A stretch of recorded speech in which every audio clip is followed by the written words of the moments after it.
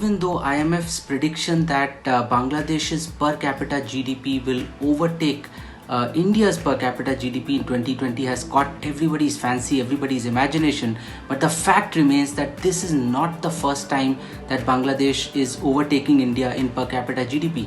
In the crisis hit period of 1991 to 1993, Bangladesh's per capita GDP was ahead of India's per capita GDP for a period of about 2 to 3 years before India started growing faster and raced ahead of Bangladesh. But per capita GDP is not really the best indicator of the economic strength of a nation, because if you look at India's region, the Southeast Asian region, you would find that barring Nepal and to some extent Pakistan, most of the other nations have per capita GDP already higher than India's.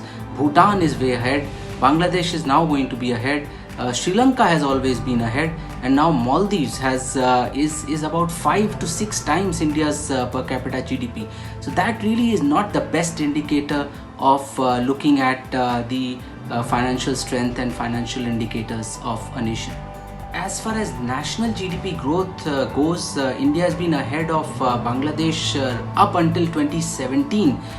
When Bangladesh overtook India in 2020, of course, we are going to be shrinking by about 10%, while Bangladesh economy is still going to grow between 3.5 to 3.8%. And so the per capita GDP may be higher, but this rate of growth, as far as Bangladesh is concerned, higher rate of growth than India, is expected to be to continue till 2025, because India is not likely to recover until fiscal 22-23. But despite that, Bangladesh has certain strengths. Bangladesh's economy has been growing on the basis of 4 or 5 major factors. The biggest of them, of course, is the booming export of apparel and garments into the US and Europe, and that is because Bangladesh gets the least developed country status and is able to export to these countries at zero import duty, as a result of which Bangladesh's exports in just 1920 fiscal were $28 billion after falling 18% in that year. The second big reason is the remittances. Bangladeshis around the world are sending up to $18 billion they sent in 2019 to their home country, just like Indians do for India.